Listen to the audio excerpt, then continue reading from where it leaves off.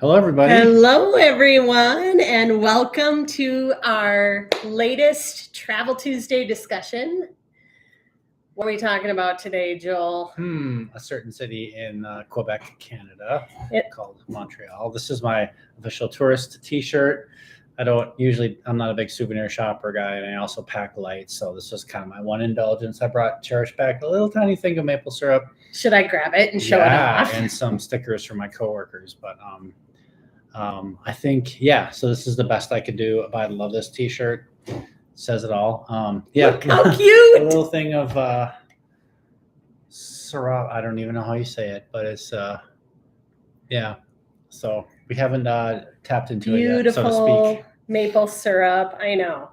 I kind of like getting souvenirs like this that are consumable, but also amazing and indicative of what a place really does well. So maple syrup. And I actually have a fact about maple syrup. Love to hear it. And Montreal. Let me find it. 85% of the world's maple syrup comes from Quebec. And that is the province where Montreal is located. 85%. Yeah, that's amazing. I imagine they have a lot of maple trees, which, having been there, and you too, I am not surprised. There are a lot. It's beautiful. There are a lot of trees. It reminds me of the Midwest in a lot of ways. But Montreal was great. So we're going to get a full rundown of Montreal, but of course, in our typical Travel Tuesday fashion, we have prepared some food inspired by our travels, and this is often considered the signature dish of Canada. Poutine. So it's fries with gravy and cheese curds, and there's the gravy that Cherish made. But the key is you have to pour the gravy on at the last minute, because otherwise things get soggy. So here we go. And we subscribe to Mint Mobile. That's who's our carrier. Isn't that beautiful? Look at that. It's so rich and delicious. Mint Mobile is our carrier. And when I landed and restarted my phone when I landed in Toronto, it said, from Mint Mobile, welcome to Canada. Hope you have a great time. Try the poutine. Did it say that? Yeah, because I think Ryan Reynolds is one of the owners, and I believe he's from Canada. If there's any Ryan Reynolds fans, you can let me know if I'm wrong. But so that was my message when I turned my phone back on after landing in Toronto, because I connected through Toronto. Oh my God, I love it. So poutine is a big deal there. They're very proud of it. It's like a hearty winter. As you saw, it's kind of fries, gravy, cheese curds, but as with all regional foods, there's something about it that's just really fun and delicious. So should we taste test it? I should have given us a plate, because it's kind of a sloppy food, isn't it? Look at that, you guys. Is it hot? That might be better than the one I had in the restaurant in Montreal. Blasphemy. Very similar, at least. Just delicious. So cool. I mean, what's not to love, right? Potatoes, cheese, and gravy. Yeah, I might have a little bit more before How could that ever be bad? So I had poutine when I went to Canada. It was years before you went, when I went to Montreal. And I actually had sought out a vegan poutine, because I try to eat vegan quite often. And I tell you what, it was vegan. There was no meat, no dairy, but it was still a gut bomb. Like nobody's running a marathon after eating this, right? No, it's something that you do, I think, to fortify yourself a good midwinter. I'm sure that's probably where the provenance from the famous food of the Providence of Quebec probably has to do with like hearty winter fare. You want it to stick to your ribs, don't you? Yes. So I did a crazy deep dive, Joel, into poutine today. I want to know. So I read, if you get a minute, look up poutine on the Wikipedia page. There's so much in there that's so fun and interesting. I found it super fascinating. So here are some of the facts that I found out about poutine. It was created in the 1950s, but as there is with so many dishes that are iconic, there's some disagreement about who created it initially and how it was created. It's kind of an interesting background. Historically, it was sold at pubs, greasy spoons, and Joel, you'll love this, hockey arenas. Oh yeah. Oh my gosh. It's like the perfect hockey match food, right? Well, not if you're playing, but if you're watching, yeah. That and Molson, count me in. Yeah, right? Mm-hmm. And then it was kind of considered to be like a low-class food, or a food that you would cram in your gob after a night of drinking or whatever, like perfect drunk food, right? But in 2001, the chef at the iconic Montreal restaurant Au Pied de Cochon made a foie gras poutine. And from then it took off, and it has been served at fine dining restaurants as well as much more laid back places. And there are versions of it that are all over the place. So if you're not into like the standard, which this is kind of modeled after, then you would have a lot of choices. There's even varieties with lobster on it, or with Mexican food spin. Sure. Yeah, they're all over the place. I always go with the classic, at least at first. So they have it at some places in the Twin Cities, I know, because of the hockey influence, and Minnesota is kind of 1/3 Canadian anyway in a lot of ways, with the weather and sort of the. But yeah, Tom Reed's Hockey City Pub in St. Paul near the Xcel Energy Center will serve you a poutine, and it's. Do you like it? Yeah, it's good. You've had it there? I have. Oh, nice. Before a hockey game. So. All right. So Quebecois, that's a hard word for me, slang is what the word poutine is, they believe. It's slang for mess or pudding. And that's also up for debate. Sounds like people are leaning more toward the mess than the pudding. I had no idea. There, you may know this, Joel, because you're a big hockey fan. There are 2 players who have eaten poutine out of the Stanley Cup. Can you name them? Sorry to put you on the spot. It could be so Quebec produces tons of NHL players, but I'm just going to say the ones from Quebec who played for Montreal would be, one of them might be Patrick Waugh. No. So close, though. Okay. Wait. Okay. Ken Dryden. No. Joel will come up later. Joel Edmondson of the 2018-19 NHL champs St. Louis Blues. Okay. He ate poutine out of the Stanley Cup. And then I'm not sure, do they say it the French pronunciation? Mathieu Joseph. Let's see, these are both like role players. They're not like famous.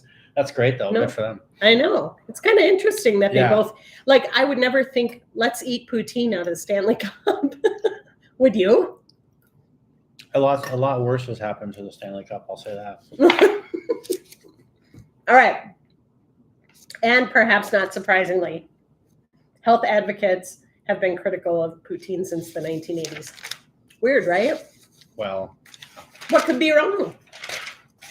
High sodium. I love that. Fun facts. Yeah, fun facts. So, so you're just back from Montreal. In a nutshell, how was it?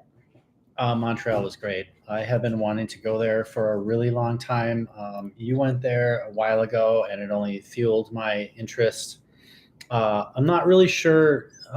You mentioned growing up in Minnesota, a big hockey fan. The Montreal Canadiens won something like 5 or 6 Stanley Cups in the 1970s when I was just a young lad. And so they stuck in my mind, but also having learned about it and having seen, images and maybe seen it in maybe not movies so much, but it fascinated me as a kind of an old East Coast French influence. It's part of Canada and therefore is English speaking, but also very French. And we'll get into that more. It just fascinated me as kind of historical and beautiful and kind of old East Coast. If you know your geography, it's if you know where Vermont and New Hampshire are, it's north of there on the St. Lawrence. So it's up there. It's a northern city, an old French influence East Coast city. I don't know. A couple months ago, Cherish said you should go take a solo trip. And so she said you can go anywhere. And I had a week. And so I'm not one to spend a long time on a plane. I probably could have gone, to Europe or something, but I said, you know what? I think I'm going to go to Montreal. It's just far enough away.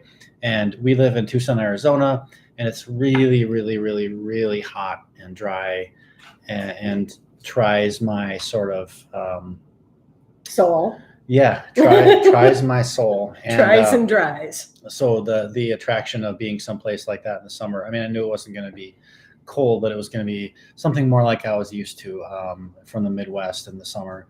And so did a little bit of research and figured it would be, within budget and within my personal parameters of not being on a plane for 20 hours. And so I went in probably, I think it was about the third week in July that I was there. And you asked me for summer. It's beautiful. I loved it. It's really friendly. And in the summer, we'll get into this more too. I've got some pictures, but in the summer it's green and lush. There's a lot of water. It's on the St. Lawrence. It's not on the ocean, but the St. Lawrence is a big major seaway. And they're very committed, much like Minneapolis, St. Paul, or certain other cities. Like I can think of maybe Boston. I know Krakow, Poland, that's a bit off the radar, but dedicated, and New York as well with Central Park, but dedicated to having green, not just big parks, but green belts, greenways for pedestrians and bikes only. Very dedicated to keeping the city kind of green and close to the nature that sits in. So really friendly people. You do not have to speak French. I don't want to go on a long history lesson, but it used to be a French province or French settlement. The English made it part of Canada. It is part of Canada, but it's also its own thing. It's Quebec. And so it feels very French. The signage is in French. If you ride the metro, all the signage there is in French, and they speak French on the loudspeakers. Everybody speaks both. You do not have to speak French. What I would say is it's fun to know a little bit because they'll appreciate it. One of the things about Montreal, in fact, the first person that I spoke to from Montreal, I was going to get the bus from the airport to the downtown metro station. And I read this in the guidebook. They say, bonjour, hi. Bonjour, hi. And however you respond is the language that they will speak for you. So I would say hi because I speak English, but I did try out a little bit of French, and that's fun, but you do not have to be intimidated by, is it like being in Paris or France? It is not. So, but it's always kind of nice to learn a few words just to be polite and recognize the culture. I feel like the world bends over backwards for English speakers. It is the business language of the world to a huge degree. And so that's cool. That makes travel easy for those of us who don't speak multiple languages and only speak English. But at the same time, it's just so nice to be culturally respectful. Yeah. So I see that we have people who are with us, but I haven't seen any chats from anyone. Are you guys able to chat? If you're not, don't put anything in the chat. But if you're able to chat. But if you're shy, you don't have to. Let us know your name and where you're from. Yeah, and we're open to comments or questions at any point. So we're here to answer questions. Just giving the overview of Montreal, but if anything sparks your interest, if you want to ask me about it, Cherish has been there too. I was just there last month. She was there a while ago, but like 15 years ago, I think it was. Yeah. I do have some more interesting facts love to hear them. while we're waiting to hear from people. Did you know Montreal is a UNESCO City of Design? No, but I think I know one of the reasons why. I saw it on the river cruise. I didn't visit it. It's called the 67 apartments. Oh, yes. They were built for the 1967 World Expo that was held in Montreal. And they're like these, like a toddler stacked boxes. And you get to see them if you take a river cruise, which I will mention later. and they're pretty cool. So if you're a fan of architecture, Yes. Montreal is a great place to visit. And I also thought just even the homes were really interesting. There were spiral staircases, really beautifully done. Like you can tell they weren't just thrown up, for the sake of housing people. Yep. There's some thought and some design that goes into that. Yeah, and I would suspect part of that too, it goes back to the Old Town, which is looking in the reverse. It was started to be established as a settlement in the 17th century there, and a lot of the buildings still remain in a so-called Old Town. Old looks. Someone I shared pictures with at work said, "Oh, that looks like a Parisian neighborhood." And It does. It does in the Old Town for sure. Yeah, the Old Town is so beautiful. So did you know Montreal has an underground city maze? It's a maze of tunnels and shops, and it covers more than 18 miles. I did know that. I did not visit it because No? I didn't get time to do it, and someone said it's just a big shopping mall, and Sure. I'm also familiar with that from in Minneapolis, St. Paul. We have the Skyways, which keeps you out of the cold weather in the winter. But I know there's a network of shops, and there's some really cool places that are kind of hidden unless you're in that Skyway. With more time, I probably would have gone there just to check it out. But it was summer, and I wanted to be outside. So. Neither one of us is much of a shopper, though. No, not really. If it's a rainy day, I might walk around. I didn't really get a rainy day, so yeah. Montreal is the tango capital of North America. Did you know this? No. This is so interesting to me. They have more tango dancers and more dance halls than anywhere else in North America. And guess what? What? When I went to Montreal, my host took me to his tango class and taught me to tango. I had no idea. Yeah. He said lesson number 1 is you make sure you have fresh breath. So chew a piece of gum because you get pretty close in tango. Not poutine breath. Not poutine breath. Ooh, that would be, well, would it be nice if? It depends. Yeah. Depends on how many emulsions you do. Montreal is an island. I think a lot of people don't realize that. Yes, it definitely is. The song Give Peace a Chance, you know that song by John Lennon and Yoko Ono? It was recorded at the Queen Elizabeth Hotel during a week-long bed-in 1969. Okay. Yeah, and they still have that room, and it actually, like the window in there has some writing on it. It's really cool. In fact, if you ever watch Somebody Feed Phil, he has an episode where he and his wife stayed in that room. He rented it as a treat to her. It's such a cute show. But you might be wondering, how much does it cost to rent a room that had a week-long bed-in with Yoko Ono and John Lennon? And 50 years ago. Famous song was written there. 50, more than Probably. The rates, according to Travel and Leisure, start at $3,500 per night. Wow. They're practically giving it away. Wow. Mount Royal Park, which you got to see, and we're going to talk about a little bit. That's great. Do you know who designed it? No? I knew this at one point, but I don't. I forgot. Frederick Olmsted. You remember? And do you know why that's significant? He also did Central Park. Ah, you're so smart. Joel has like a steel trap for trivia. Well, He's brilliant. I actually read the guidebook. I do love guidebooks. And I will get into it. It is like Montreal Central Park, but not. That's a teaser, so I hope you hang around for me to explain why. Perfect. And during Prohibition, Montreal drew Americans who hopped the border for booze and gambling. And Montreal is an easy place to get to if you live like close to the border, especially. I know a lot of our followers actually hail from Minnesota. I took Amtrak there, and then it transferred to Canadian Line. One could drive if one were committed. It's past Toronto, so Minnesota sits mostly below Ontario, just a little sliver of Manitoba, I believe. And then you're kind of, if you were to go north out of past Duluth, kind of follow that way, you hit Thunder Bay, and then it's another couple hours to Toronto. And I think the Torontons that I met I think it's 2.5 to 3 hours from Toronto. Don't quote me on that. One could drive if one were feeling adventurous. I don't imagine from Minneapolis St. Paul the flights are direct. I know we've got some family in Chicago. I bet that's a pretty quick hop. And from New York, I think it's like an hour and a half.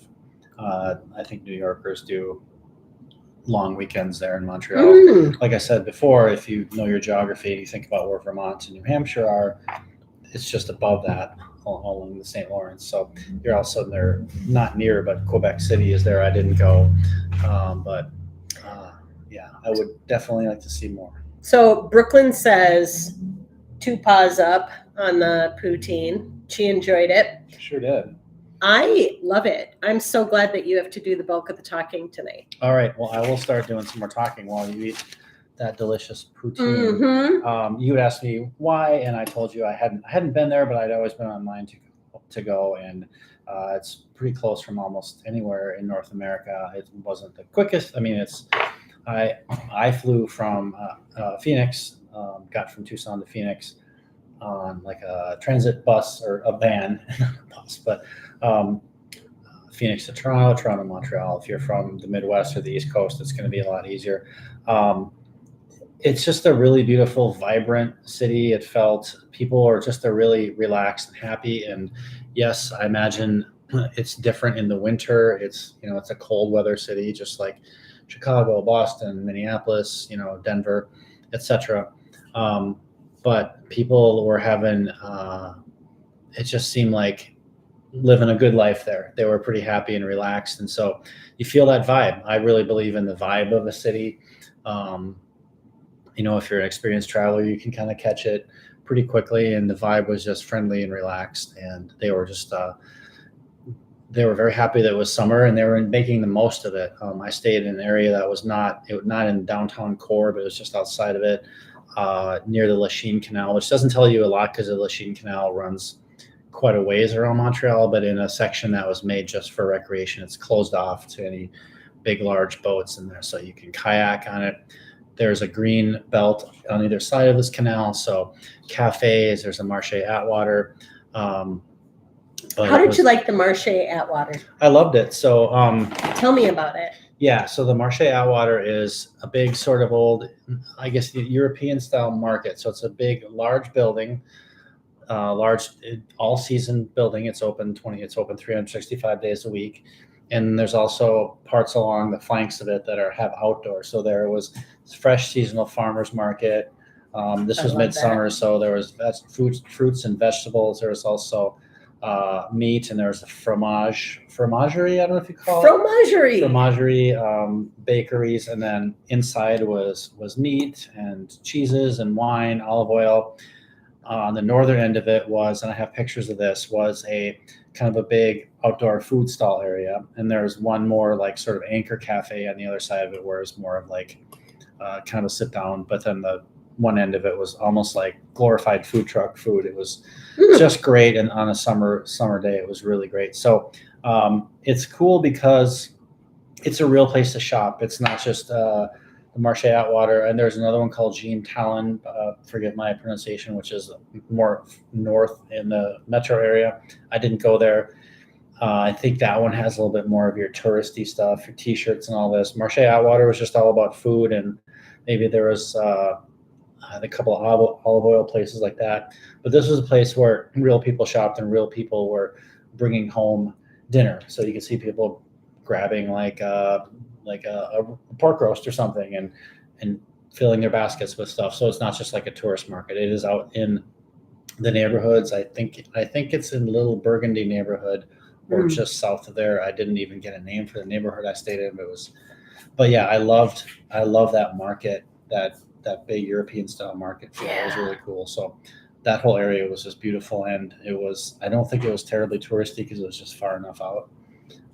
So fun. Yeah. I always love going to markets, and especially markets where locals are actually shopping.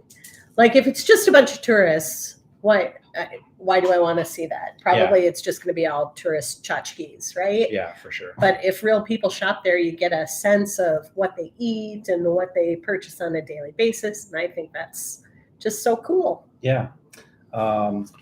a couple other things. I'll try to sell it to the folks who are watching Sell a little bit. You get a really good, Brooklyn has got the fever, the poutine fever. You get a really great exchange rate right now. A US dollar will get you $1.37 Canadian. And so I only did one splurge night out. I didn't really eat out in fancy sit down places that much. And you get the bill in Canadian, and you look at your bank account, and you're like, oh, that's a lot. That's quite a bit less than I thought it was going to be, which is nice. It's as I said before, I visited in midsummer. I would think late spring through summer through early fall. Fall, I think, would be beautiful. I personally would have no problems in winter, but other people might, because it's a northern city. It's 4.5 million metro population, which is about the same as Boston or Minneapolis, St. Paul, but it's really easy to get around. I should mention too, if you want to travel, a lot of you have probably been to Canada one way or another. It's really easy to get in. You do need a passport, but in Toronto, when I landed, customs was just, and this could be different in other Canadian airports, ports of entry, but I just scanned my passport. It gave me a little receipt, and I showed it to a guy. Welcome to Canada. That was it. Actually, I saw an ad campaign that Canada has done recently because some American tourists were a little bit worried about how they might be received in Canada, given the conversation that's been happening politically. And so they had an ad where somebody was checking someone in, and she said, oh, you're from America, you're American. And the guy was like, oh, yeah. And she sort of paused, and then she came around the counter and gave him a big hug and said, welcome to Canada. Yeah. So I think that that's reflective of the general mood. Like, don't worry. No, they were very friendly, and there were, I was on a solo trip. I didn't meet a lot of people per se, like, oh, let's tour together. I didn't, but a couple people at dinner, and one of them was a Torontan who was a tourist in Montreal like me, but also Canadian, and talked to her a little bit. She had dropped her sons off at a concert for The Weekend. All you kids out there probably know. The Weekend. Weekend. Yeah, The Weekend. Not The Weekend. Right, they weren't going to a concert for a full weekend, but an artist called The Weekend, and she was having dinner at the same place I was. And we struck up a little conversation. She was laughing because her kids were at this concert. But she was, after she got to know me just a little bit, she said, so how are you doing? And, it was a pointed question. Right. But they're very friendly. You don't have to, feel bad about being an American tourist, nor do you have to worry about it. I think, just as I said before, be your usual, polite, thoughtful, mindful self, and try a little French, but don't feel like, no hello, thank you, goodbye. If you want to go further than that, I think they would appreciate it, but it's an English speaking city. So I wanted to get back to some tips, if that's okay. I took the metro, subway, and buses everywhere.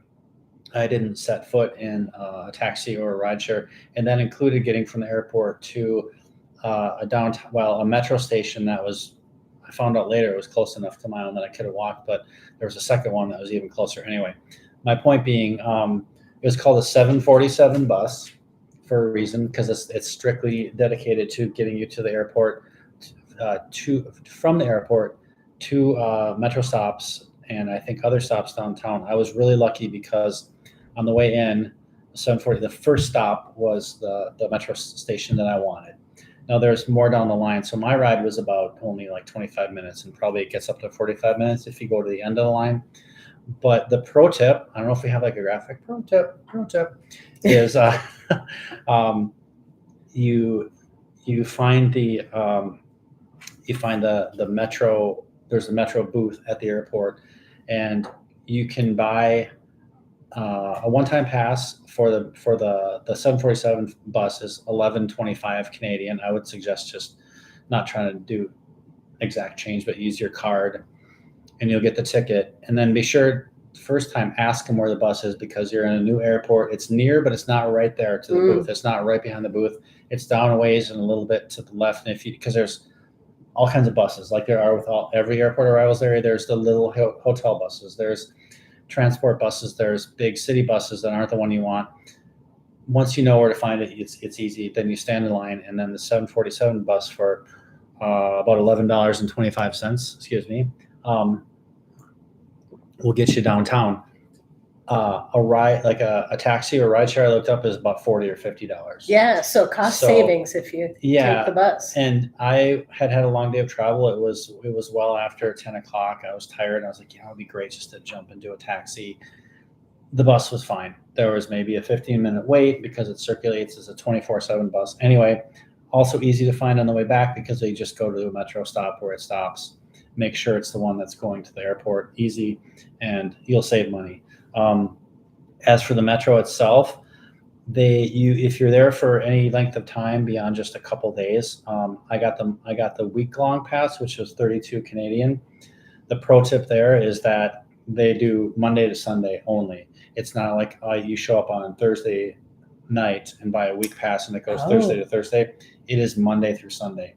So if you get in on a Sunday, that's great. If you get in later, then I would probably look into, they have 3-day passes and like 10 ride passes, things like that.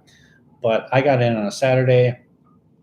I bought my 747 bus, and then I didn't do anything that needed a metro ride on Sunday. I just kind of hung out by the Lachine Canal and had a few adult beverages. But then Monday I kicked in with my touristing, and so I went to the metro station. Everyone has it.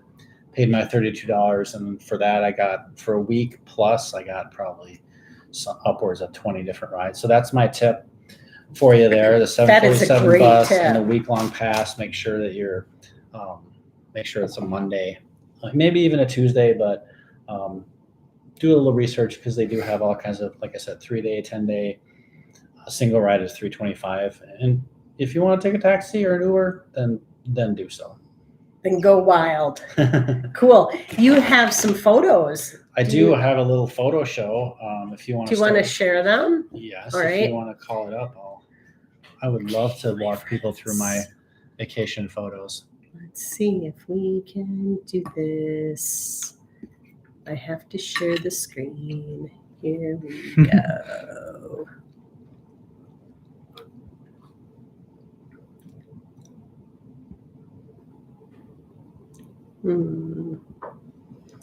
Okay, this one. And go ahead. Are we shared? Yeah. Oh, I don't know.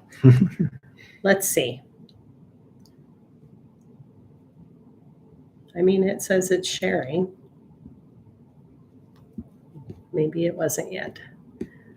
All right. Okay. Okay. There you go. All right. Hope everyone can see. Looks like it's coming up. Yep. No. It's shared. There we go. All right. We got it. So this is a view of downtown Montreal from Mount Royal, which is that large park that is not right in the middle of town. Well, it is in the middle of town. It's a beautiful, huge park. As I said before, and I've got more on this later, but it's not, it is like a central park, but it's not. And I'll go into that a little bit more. I mentioned the people and the Marché Atwater. This is both. This is people in the Marché Atwater. This is just to illustrate people having a really nice time on a Saturday afternoon. This is kind of the food stalls at one end of the market where you can also buy fruits and vegetables and all that good stuff that we talked about. I just really friendly. So these are probably some tourists mixed in, but these are mostly probably locals. The Marché Atwater, I found it as a tourist. I'm sure every tourist can find it, but it's probably not something that is going to be top, 8 or 10 on a tourist list who's there for just a short time. It looks so fun. Yeah, it was a beautiful day. People having some adult beverages and really great selection of local food stalls, things like that. So this is a great little summer weekend getaway place in Montreal at the Marché Atwater.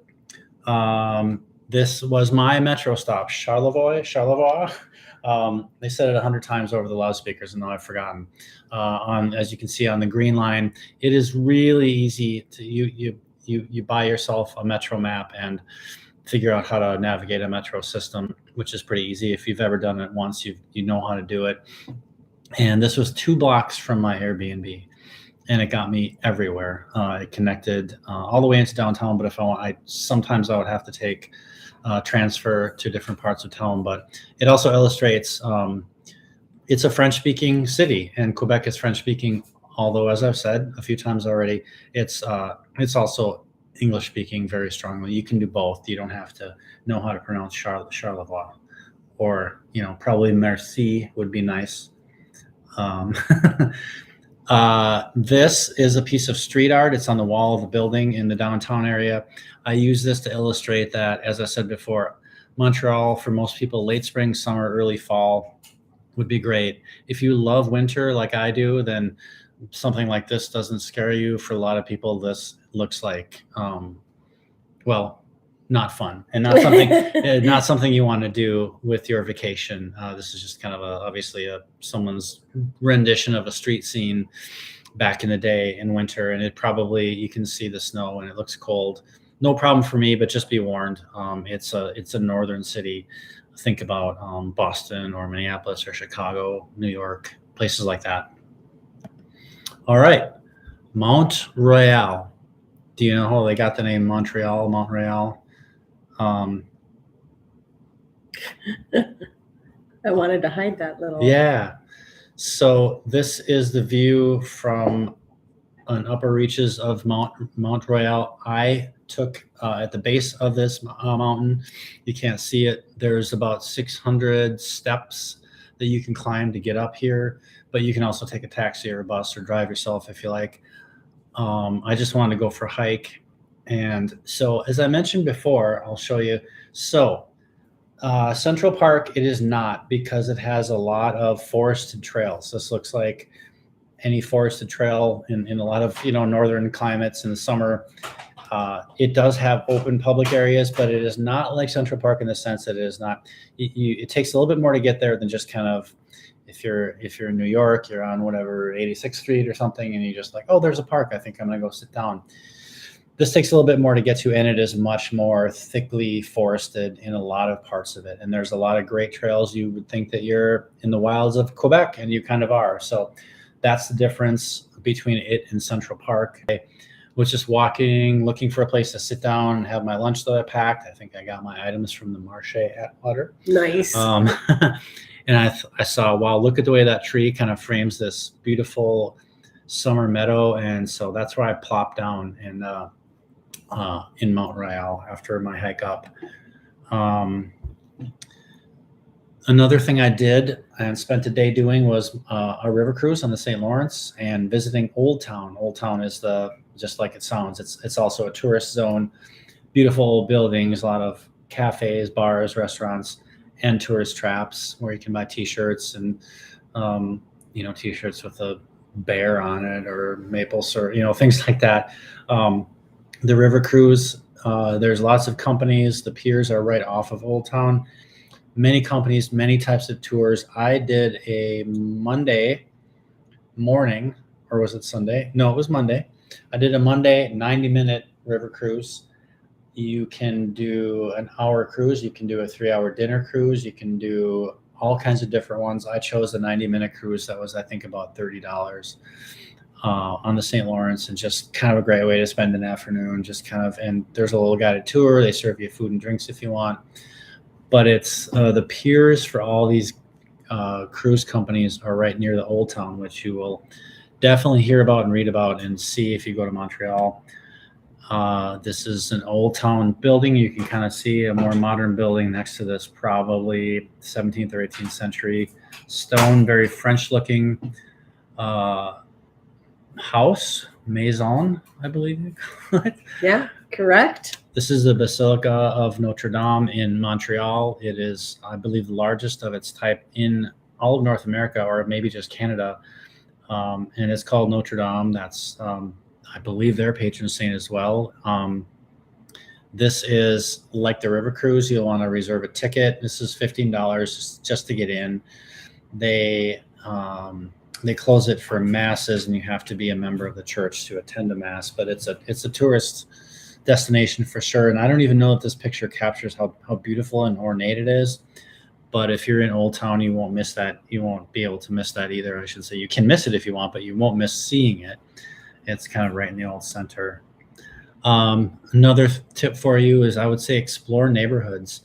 There's one of those cool staircases that I love so much. Yeah. This is in the Mile End neighborhood that I picked. I also walked around my own neighborhood or near mine of Little Burgundy, but there are lots of neighborhoods. Mile End is by far not the only one. I think there's another one called the Plateau. There's a Little Italy. I just happened to choose Mile End for kind of a day just to walk around. It's also where you will find their famous bagel shops. Yum! These two are the sort of granddaddies or grandmothers or whatever you want to call it of them all. There are lots of bagels all over Montreal, but these are the ones you'll see in the tourist guides and things like that. These are the ones, and they're very close to each other. And I just happened to be like, you know what, I'm going to do both of them. There's a short little line, not the worst line in the world. And you get these little Montreal bagels. Now, bagels, you say. So Montreal bagels are a little bit smaller than the New York style bagels that are kind of the classic ones that you would know. They have to be made on a wood-fired oven, much like you get a wood-fired pizza, so that gets the smoke in it. And Awesome. I understand that bagels are, they're boiled, and so they boil them in honey water versus just normal water. That's what makes a Montreal bagel. I thought they were great. I ate a couple, and then at each place I bought a couple more to bring back with me and make the next day. Bagels are awesome. Oh, I noticed you didn't bring any back here. They were in me. They were in my belly. On the right there, you will see poutine, which I tried at a place called the Green Spot, which is near me, and it's kind of a famous stuck in time 1940s, 50s diner. How was it? It was great. It was really great. Really cool place. The kind of that old school service, like the retro feel of diner. So that's where I got my poutine. And on the left there is a famous smoked meat sandwich from Schwartz's Deli, which is in that Mile End neighborhood. And that looks delicious. Yeah, so it's not quite like a New York pastrami, or it's definitely not like roast beef. It's its own thing.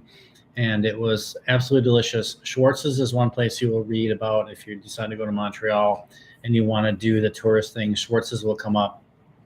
My pro tip is, I don't know if I have a picture, but I didn't include it here, of the line. This was the longest line I had in all of my trip to Montreal. It was on a weekday, right? I think it was later. It was like 2 or 3 o'clock. So I tried to hit lunch. I tried to avoid lunchtime. There was still a big line. There are 2 storefronts at Schwartz's. One is where you wait and wait and wait. And that's where the line was waiting for to sit down and be served, like table service. On the other side of that, a separate door is a counter, a takeaway counter with the same food. And in the back of that is a little seating area. So you can go there, order your smoked meat sandwich that everyone's been waiting for, and go sit down and eat it. There was pro tip. There was no line. And so use the door on the left, unless you want to sit down. But if there's a huge line, just dip into the deli counter, the takeaway counter, and then go sit down. And I don't know what the difference is because the food's the same, and it's good. It's not something you want to eat every day. Probably if you're watching your weight or whatever, but you're not running a marathon after either of those. No, I didn't have those on the same day. Okay. And my little Fitbit told me I was getting 12 to 15,000 steps every day doing my tourist thing. So I feel like I earned it, but yeah. Both would be great things to have in the middle of winter. The Lachine Canal, that's a really broad definition because the Lachine Canal runs all around Montreal. It's kind of what accelerated the growth and industrialization of Montreal back in the day, because it was a canal for industrial purposes, so things would come in and out of the St. Lawrence. This is a section very near where I stayed that was closed off to all but small little recreational boats. So I did a 1 hour kayak on the Lachine Canal. And it looks like I was alone. I wasn't. There's a lot of people out there. And it's also, I call it the neighborhood where I stayed. I don't know if it's technically the Lachine Canal neighborhood, because the Lachine Canal would be like saying the Mississippi River neighborhood in St. Paul. It runs through it, but I'll get some pictures. So here is right near the Marché Atwater, and also across the canal from where I stayed. This was a boat that is a bar. It doesn't go anywhere. They have a little side, I'm pointing, but no one can see me pointing. On the back side into the river side of that, there's a little window where boaters can stop, and it says like shots, $6. So you can stop in your kayak, buy a shot, and keep on going. Oh my gosh, that's I did so not. fun though. Because I don't know, I should have in retrospect. So this is the Lachine Canal area near where I stayed in the Marché Atwater, which is kind of, I think, the central area for just kind of recreation and getting a kayak or a little canoe or a little boat that you can pedal. Next picture, you can see down the right corner there is where I rented my kayak. You can see they have these big goose boats that you would pedal. They also have those little pedal boats. They have proper canoes, and they also have these ones that must be powered like a little tiny battery that people said it's actually powered, but it's just like this little, just kind of beeping along. But this is the Lachine Canal, very close to where I stayed. It looks gray. It was gray that particular day, but most of the time it was not like that. I didn't get rained on or anything. But yeah, I mean, it is, like I said, I was there in midsummer, but it's Canada, it's the north, so you're going to have some gray and you're going to have some rain for sure. My next piece of advice, if you go to Montreal, is to slow down. I was really fortunate to have a full week, but I think even if you're doing a long weekend or a 4-day weekend, just build in time to not really do anything, except walk around maybe the neighborhood that you're staying in, or like I said before, pick a neighborhood, just slow down and sit. And I think that's something you can do any season. For me, again, I was there in the summer, so it was easy just to kind of ease into a little cafe and sit outside and bask in the sun that wasn't 120 degrees, and I wasn't feeling like angry at the sun like I do here sometimes. It was just a beautiful summer day, but I think you could do that anytime. And I don't know if I said it before, Montreal is not, despite this picture, Montreal is not Little Paris. It's its own thing. Yes, they speak French, and yes, there's a lot of French accent, but it is not Little Paris. So are you saying I don't need this? Oh no, absolutely you need it. Do I? That's the beauty of it. You could get away with that there for sure. Most people spoke French, just the people. But again, you start jabbering English to them, they will understand you. I would just say oui, oui. I have a friend who speaks French. She said, just say, ah. she said, just say, ah, bon, a lot, and you'll get through. Yeah. I also visited, there's a lot of museums there. I didn't have time to visit them all. I visited the musée. Do you want to say it for me? Musée des Beaux-Arts. Yeah. So museum. I don't know if I said it right. Yeah. The Museum of Art. This isn't, there's also a contemporary or Museum of Modern Art. This is the big one. This is, it's not one monolithic building like the Met or the MIA in Minneapolis. It's 4 buildings within the downtown. So they're all connected either underground, or you can cross the street. So 4 sections. Sadly, there was one major section on First Nations art, which I really wanted to see, Iroquois. It was closed for renovation, but you can kind of see on the left here is a Basquiat from the 80s. Wow, cool. Yeah. The middle is Ken Dryden, a Montreal Canadiens goalie from the 70s. They love their hockey. They love their Canadians. So this is a piece of art, a goalie mask. Ken Dryden, who is a legend of the NHL and definitely of Montreal. And then on the right is just a picture of the St. Lawrence River back in the day. You can kind of see what it's like in the winter, cold and gray. I think they're doing a river crossing or something, but a little variety of the art you will see there, from Basquiat to Ken Dryden to 18th century depictions of people out in the cold doing stuff.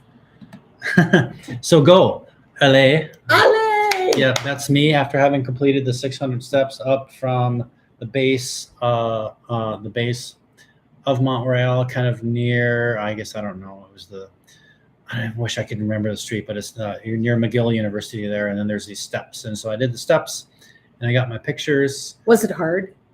A little bit, to hike it? a little bit, yeah, but not too bad. It was worth it, and beautiful. Like those trails I showed you, really lush and green, and so that is my little slideshow. I love it. Okay, let's see if we can get back to our screen, and we'll stop sharing. And there we are again. We're back. All right. So I know we're moving into that 1 hour time zone. We're respectful of everybody's time. Thank you for being with us. Definitely post a question if you have a question about Canada. We'll do our best to answer it. But we're adding a new feature in this Travel Tuesday Live, and we're going to do this for all of our destination programs going forward. We're calling it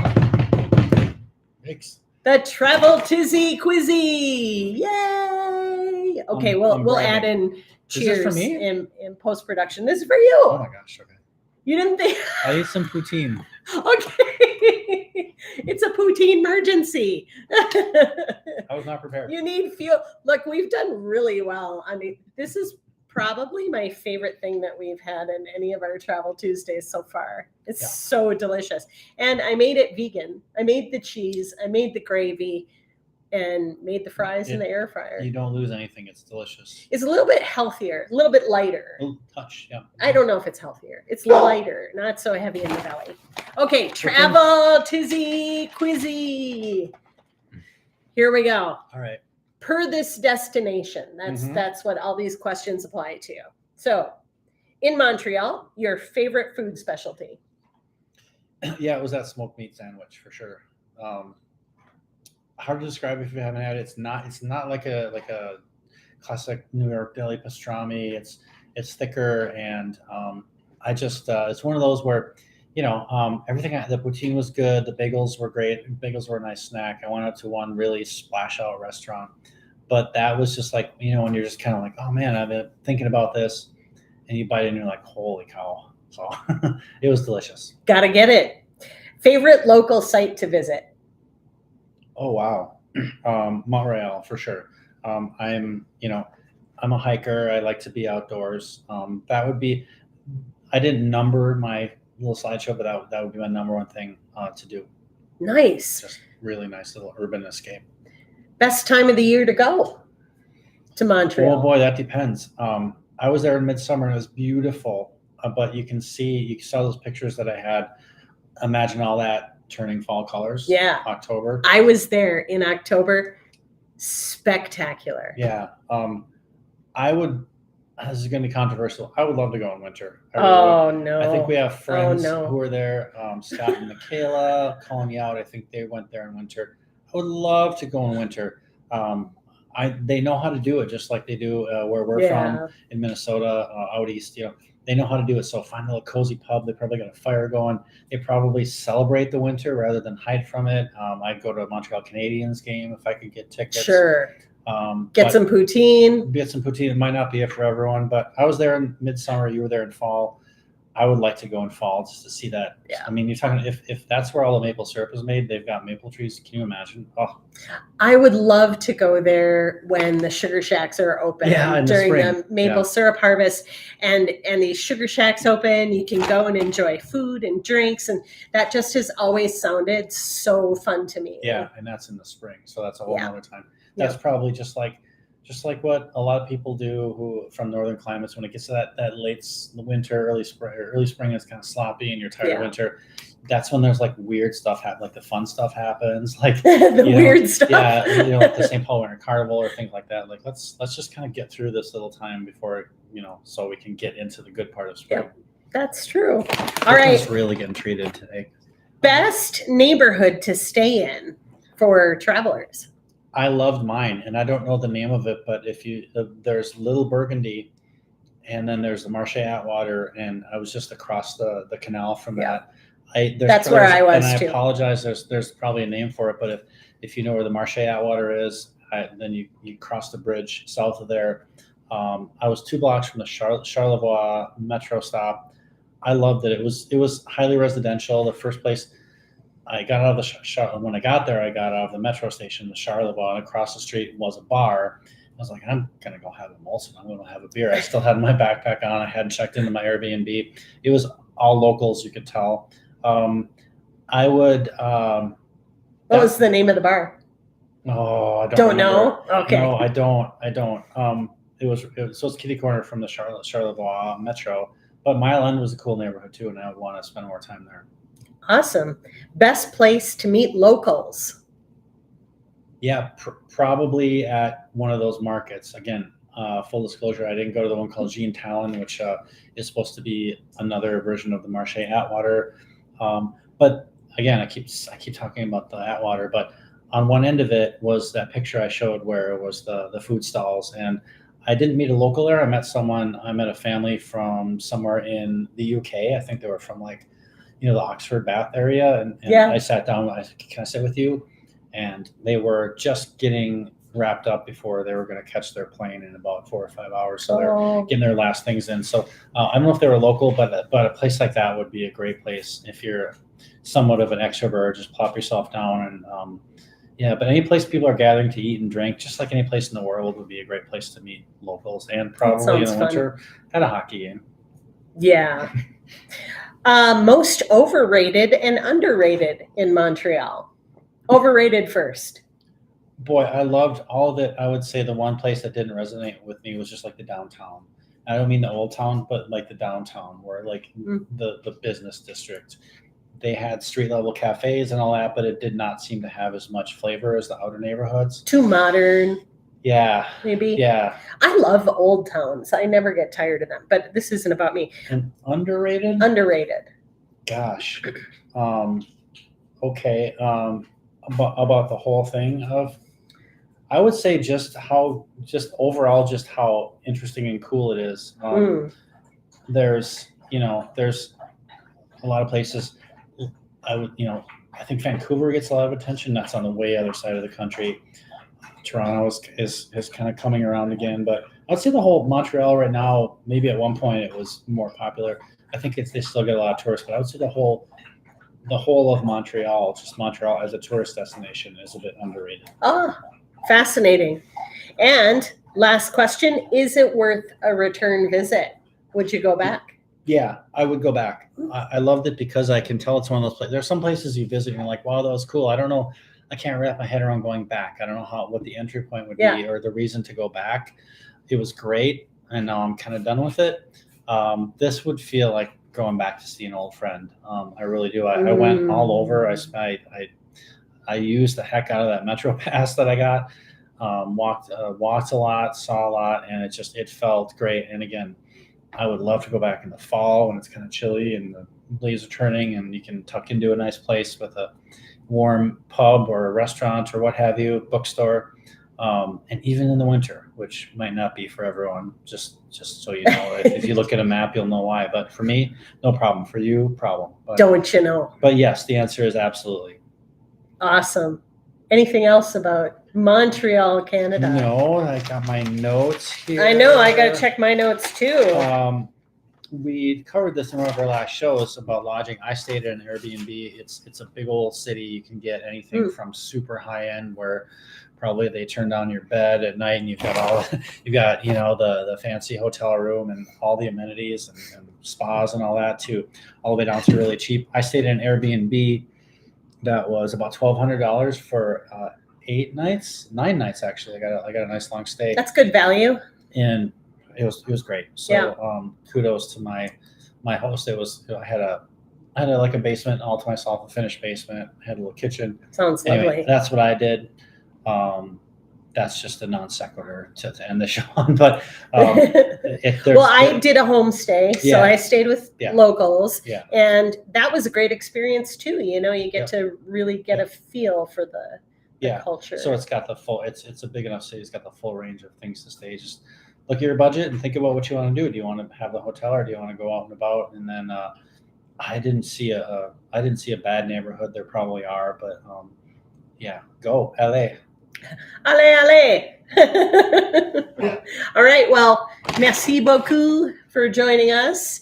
It's been fun chatting about Montreal as a destination, travel destination, and it's easy to get to and hard to leave. Yeah. That's what I would say. All right. Thanks everybody for joining us. Sending you love wherever you are in the world. We'll talk to you next time.